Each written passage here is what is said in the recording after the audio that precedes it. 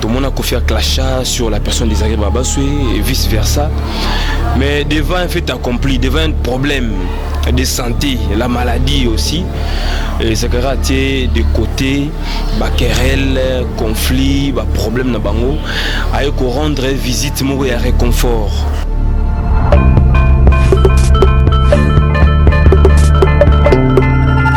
Concert Rafine Toumba en Turquie, il y a Kokota Grèce avec des enfants et Nzela on a Nzela Lifelo.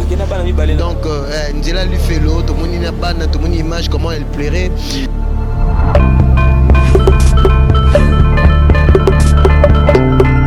Disons gloire à Dieu puisque déjà à traverser à l'Ouest Turquie à côté de la Grèce.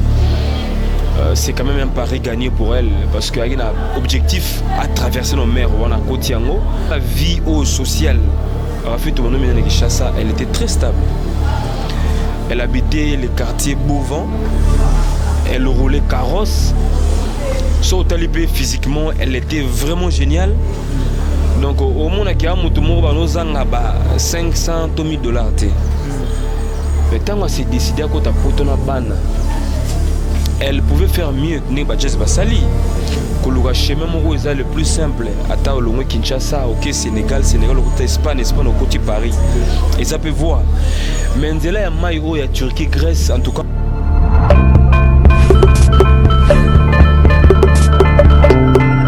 On a découragé Batou. Parce que moi, si on a eu l'occasion en Turquie, on n'a aucune de Turquie pour les achats. Na visité na sombi na zone Kinshasa ndenge baken basalaki mais akofa na Turquie pour que na risquer vie na kota nzela Grèce pour que plus tard na bima banzela ba Ukraine na ke ba Paris wana c'est très dangereux que zo banzela moko nga na encourager ba kenda noter en fait tout avec les 2 enfants s'occuper de 3 enfants à jour risque wana mais le roi nzamba côté na Grèce tout peut la rendre maboko parce qu'il allait mettre des temps des circonstances mais bateau batikali bon mon amour t'es des habitudes.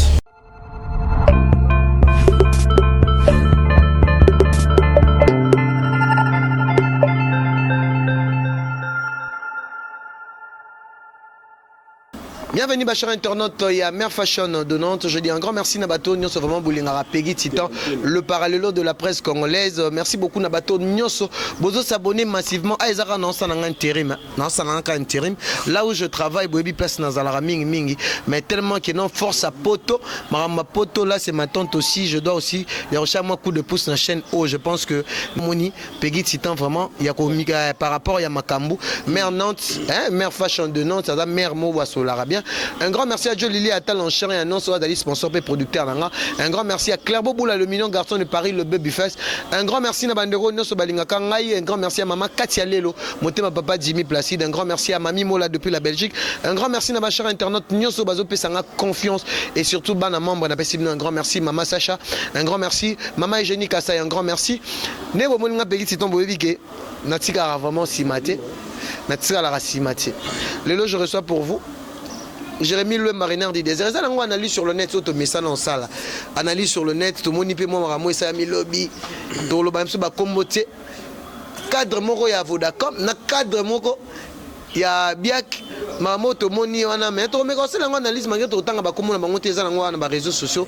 To moni on a réseaux sociaux to moni ngo donc ya Vodacom na biak. To moni ngo je pense que dans l'axe Jérémy le maman image ngo pona amona ngo ameka otanga ngo to lobela pe affaire Karine Mokonzi. Neni mamango zo kende ndeni maramoni ni kofiolo mide kalaming ta intervention chirurgicale. Mramboze belé to solana Jérémy le mba awa. Mais ba cher internaute nyonso vraiment bozo landa Mère Fashion de Nantes pour s'abonner massivement et au Salabino. Eh bien, bonjour Jérémy Lemba. Bonjour Peggy, ton frère. Na bayote, sauf que dans son âme ça mon pandi.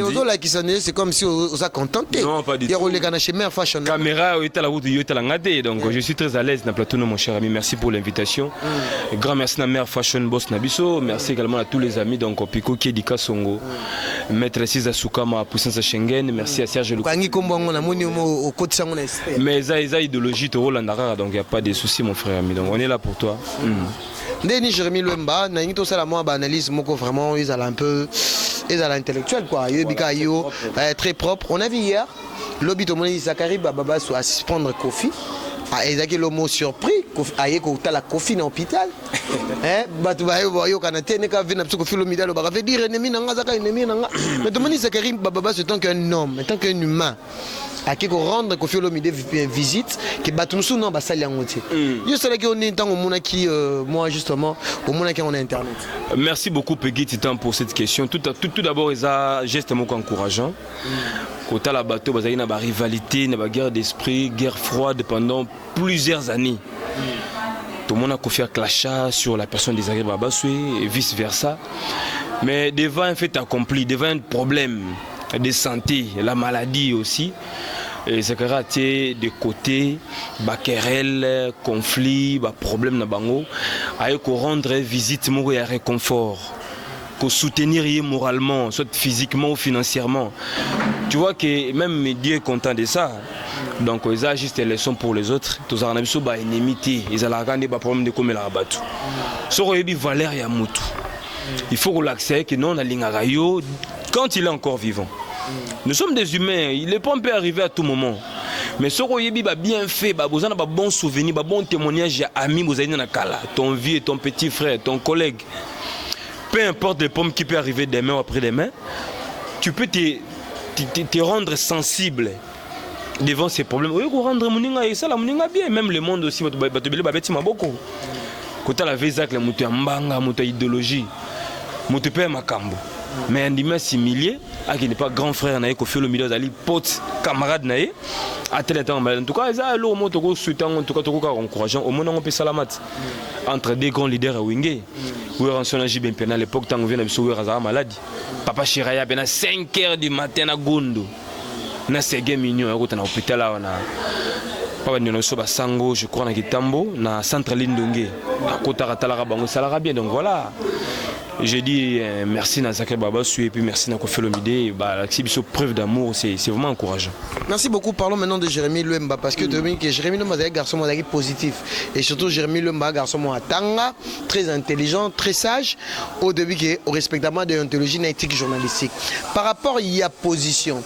Tout le monde il est là, Jérémy Luemba a cédé position ming tout le monde Karina Romo cité ba combo naé parce que biso to yeba que sur Mutaza il y a équipe nationale sur l'équipe pas Jérémy Luemba que Jérémy Luemba il doit être taquiné ne ba taquina invité to bi que zalarango que a coincé mais l'autre monde comme tu as surpris il y a Romona Karine Mokonzi a classe moko Peggy Titan Jérémy Luemba ba intelligent internet to que Jérémy Luemba sokara ayami bato on le pas Jérémy Poani batunso ba finga yo ebele belé mais l'autre monde que Jérémy Luemba par rapport à la position c'est comme si yo pour epekaka ko soutenir ta sœur Karine Mokonzi par rapport il y a ba conflit au nion sozanango na bat na katia internet ou pas. Non, c'est pas du tout ça, nous devons être quand même clairs et précis par rapport à cette question. Peggy Titan, je n'ai jamais déclaré que vous soutenez Karine par rapport à la querelle de Baranki na bandego mususu. Mais toutefois, elle est notre consoeur. Nous avons un problème moral individuel ngana été. Donc on a moni pelo ya salingate. Tu as dit que bien avant nous avons conservé une mission par rapport à Sija Karine. Taquiné en fait. Oui, non, ils ont une mission. Faut rendre mission belle. Il faut aller mission moro vide. Apparemment pose à la qui peut vraiment tout le monde pays. Nous avons un Karine té. N'a rappelé un problème na été. Quand je faisais mes émissions avec vous, bino porte-parole naé, collègue naé, compagnon naé. Comme si vous avez un problème na Philora. Même il y a un problème naé. C'est bon, non ça peut chaîne moro, c'est comme si moi. Azale qui n'anga, biso topé ça chance, ça y bana, yo yebi histoire on a rappelé on soit té. Mais il n'y aura quand même. C'est comme si il n'y aura pas. Tout le monde Karine Mokonzi vraiment tu andimio que tu es parmi de chroniqueurs musicaux intelligents. Est-ce que Moutouni non ça la bombe? Mais non, bah non c'est bien parce que yebi à l'époque on a yaki na mondo yo. Il y a chronique culturelle, tombée musicale. J'ai trouvé pas mal de gens, bateau bagay na sommet, bagay na succès. Mais lorsqu'on a s'imposer avec le peu de savoir que j'ai, la patience, le foutier. Patience et puis na respect aussi, parce qu'on a respecté tout le monde, aux à la caméraman, monteur, aux à la collègue journaliste. Je l'estime envers tout le monde. Mon isco est loco, on est sali que, bateau au fil du temps. bah comprendre que non, j'avais quelque chose aussi en moi. Ni ba pesinga ce chance na valeur voilà.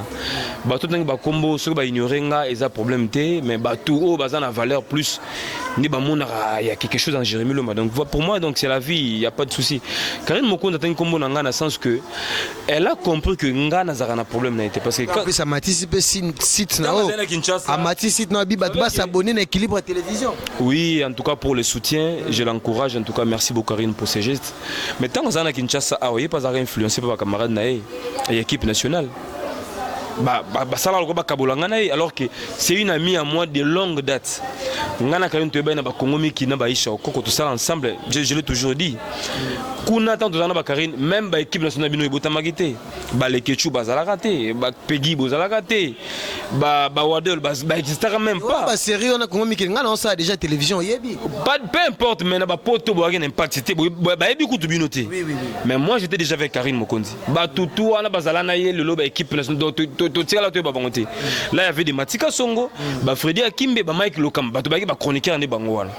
Tu vois, donc c'est une amie, collègue, l'anniversaire n'a pas Julien Botalata, là, au Bossani, il pas à Guinée. Ah, peut-être oui, hein. Mais na grand carré, nous en avons vu, on a peine à nous, on a face n'a été peut-être carré n'a pas qui. Ça c'est logique. Donc après, tant tout ça, tant ça là, mouvement n'a équipe nationale comme guerre, n'a pas baglé au langue tout ça. Bambo mama be bazaki na kata équipe so ba est-ce que influencer Karine par rapport à tendance nanga moi dembo mama be ono mona ki bazaki mabele lope Karine peut-être à cause en a raison au autant ata comme na ba moni ki autant ba petit on a été parce que ba l'accès biso déjà ba autobenga ba monnaie des singes ba l'accès biso ba figure moro il y a ba hypocrisie ba l'accès ba façade moro ya bien té donc on a reçu sous promotion na bango le loté parce que ba mona que non Jérémy c'est ko calculer bango. Alors, ils ont dossier déjà c'est les cas en terrain où c'est mais Karine Mokonzi la baronne reste une figure emblématique dans le monde de la média en ligne parce que Monique les lots que si tes eaux côtés ça Jérémy le mona lita mana ben attentir parce que Mikolo de gens yona pas Karine mais Karine on ça bon parce que Monique moi bateau ayé peut bazo défendre non peut ça va parole librement bazar aussi s'exprimer mais oui parce que tout ça boussala le réseau comptait plus courage et puis le logo ça là donc tout ça là YouTube au moins le photo ça la différence dans la gueule de travers ya bateau là on a commis semi patron semi nous a patron ce n'est que le début donc nous avons semi patron yom do côté ça déjà Jérémy le man ma rappelle bon mon frère non l'humilité d'abord il faut d'abord être humble d'abord l'humilité et tout ça il faut tout s'accrocher malembe et cause à la travailleur na cause à la patron et ça des missions différentes. À l'époque, il y a certaines histoires que vous avez ignorées, de nous comprendre, mais l'autre comprendre en anglais. Alors, on ne peut pas faire les YouTube d'aujourd'hui, le YouTube à Kala. Je l'ai fait pour gagner, pour me retrouver, parce que j'ai une équipe derrière moi et c'est une responsabilité. Caméraman, Azawana, monteur, Azawana, compagnon de lutte, Azawana, Banamam, Azawana, donc il faut autant la temps aux hommes à la fin du mois, il faut autant la Moutona Moutou, donc c'est comme ça. On le fait pour gagner et non pour faire plaisir aux gens, donc c'est pas ça. Donc on ne sommes pas là pour plaire aux gens, mais c'est plus pour gagner, donc c'est ça. Parlons toujours actualité sur le net. On a vu notre consoeur Rafine Toumba en Turquie. Il y a Okota Grèce avec des enfants. Et Nzela, on a Nzela Lifelo. Donc Nzela Lifelo, tout le monde a ban, tout le monde image comment elle plairait. Par rapport à l'analyse, Jérémy Le en tant qu'un homme intelligent, journaliste intelligent comme je t'appelle aussi.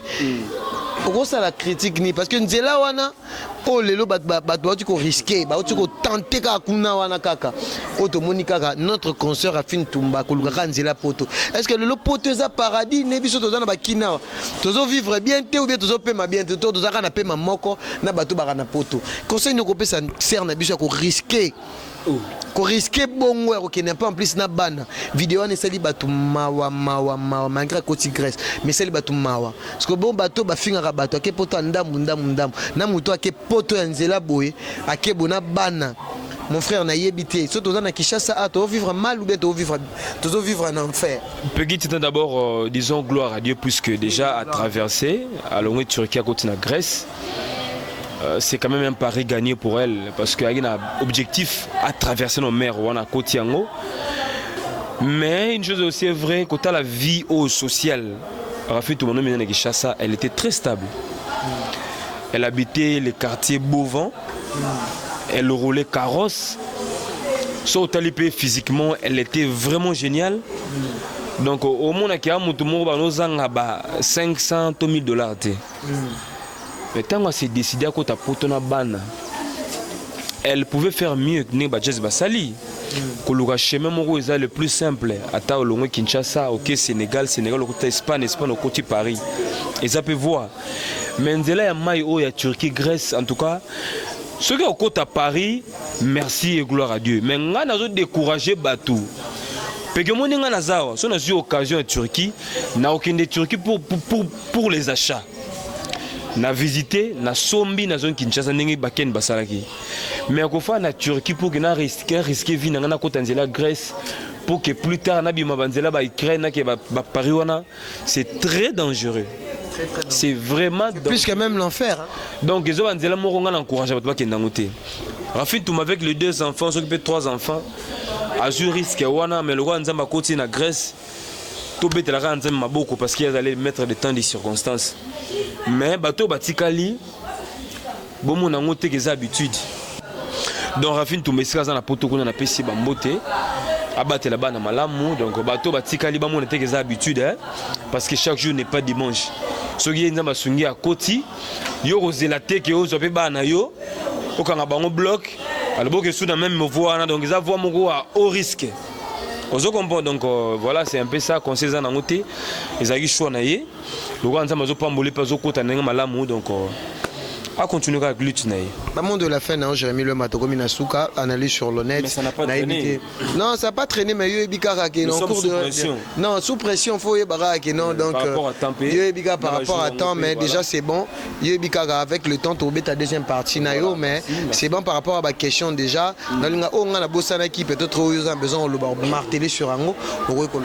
Voilà merci pour l'opportunité Peggy Titan je voulais dire simplement que Karine Mokonza concerne Abisso tout le monde qui est gaz aussi la tête toujours on attend porteur à cimetière artiste journaliste musicien mais Karine Mokonza toujours très forte donc clin d'œil spécial naïe Azane toujours en l'aise donc ça on boka batonyo surtout et ça poto bateau bakei c'est préparé kuna parce que plus tard après yo nanga to ko taper kuna de bon on est dans ascenseur Mbabiso donc ça on vit na pesi nous sur na poto mbote toutes les chroniqueuses Sarah Ramazani pe la camarade nanga Ishasa Sarah Ramazani na pesi mbote pe na ba to mususu baza mo ebele Filora teyete yaza bana o baza très impoli na opesa mbote na émission te.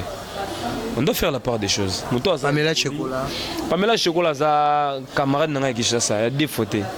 Tout ça là, émission, tout solo là, donc je n'ai pas de problème avec elle. Pamela Chocolat, on a passé combo. Il y a Ibituna Chocolat, on a passé combo, il y a Touré. Babin a poto, il y a Touré, c'est grâce à moi. Il peut aller là, combo, on a fort, sur la tiabi. Oh, il y a Touré 10 à match. Donc, on a massa nanga. Donc, tout le ça va t'aimer, on va prendre Bakinawa. Et aussi Christelle Kabea. Donc Mamou Christelle Kabea, la PC Mbote qu'on a la Poteska Bazali. Donc nous sommes de cœur avec vous. Merci Ming Piko Kedika Songo, Maître Cisa Soukama, Serge Loko qui maman Elie Salitoul à 0044 vrai code de Londres. Merci également na maman Nabiso Fifi Kilo na Paris, la Clint Alachou qui Senda, une femme qui a sauté l'égoïsme. Donc Peggy, c'est encore une fois merci pour ton invitation. Mais tout à l'heure après photo cette émission d'équilibre. J'ai 4 bonnes questions à te poser Peggy Titan par rapport à l'actualité. Il y a ma bête, il y a ma lame. Il faut expliquer la poto tout à l'heure. Expliquer bango nini. Mais on a posé la question. Pas la mission d'équilibre TV. C'est pour la question. Ok, merci beaucoup. Quant à moi, je dis un grand merci à l'équipe technique qui m'a accompagné. Merci beaucoup à Mère Fashion de Nantes, notre baronne, ma patronne. Donc, la PCO Moto Bessikoza, bateau, nous sommes vraiment beau soutenir. Peggy, tu t'en s'abonner massivement à notre chaîne télévision Mère Fashion de Nantes. Donc, tu as toujours Nabino, merci beaucoup à Joe Lili Atal en chair et annonce, Henri Modogolo depuis Canada, Otto Zengamamou depuis Irlande, Patrick Bilan Fouamba, Bateau Union Sobolinga Peggy Titan. On se retrouve à la prochaine, toujours dans la même chaîne, Awa, chez Mère Fashion de Nantes. Donc, tout le monde est bye.